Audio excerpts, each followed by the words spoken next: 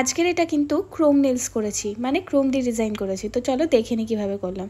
ফার্স্টে কিন্তু আমি নেল পলিশ পরা স্টার্ট করে দিয়েছি, আর আমি কিন্তু প্রত্যেকটা নেলের মধ্যেই ব্ল্যাক কালারের নেল পলিশ পরে নিচ্ছি। আজকে ক্রোম ডিজাইনটা কিন্তু গোল্ডেনের ওপর, তাই গোল্ডেনের জন্য আমাকে একটা ব্ল্যাক বেস কালার করে নিতে হবে যাতে ফিনিশটা ভালো আসে। তো প্রত্যেকটা নেলসের মধ্যে কিন্তু আমি ব্ল্যাক কালার করে নিচ্ছি, করে এটাকে আমি 60 সেকেন্ড ড্রাই করে নেব।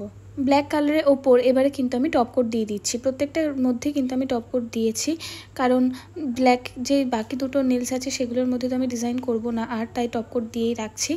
আর এই যে ক্রোমটা দিচ্ছি, ক্রোমটা কিন্তু 120 সেকেন্ড আমার টপ কোটটা ড্রাই করে নিয়ে ভালো করে তারপরে তার উপর দিয়ে আমি ক্রোম ডিজাইনটা করছি।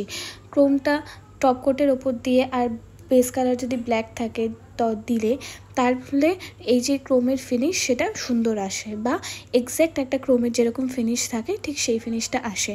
ব্ল্যাক কালার না দিলে হয়তো যেরকম মানে মোটামুটি একটা ফিনিশ আসলেও টপ কোটের ওপর যদি আমরা ক্রোম না দিই, এই যে ফিনিশটা যেটা ক্রোমের থাকে, যেই সুন্দর একটা মেটালিক ফিনিশ সে দেয়, সেটা কিন্তু দেবে না।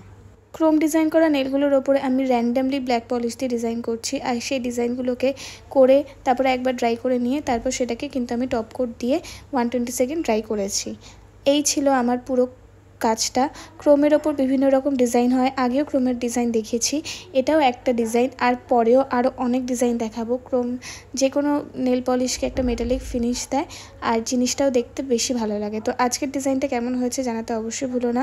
Thanks for watching my video. দেখা হচ্ছে আবার নতুন অন্য কোনো ভিডিও নিয়ে।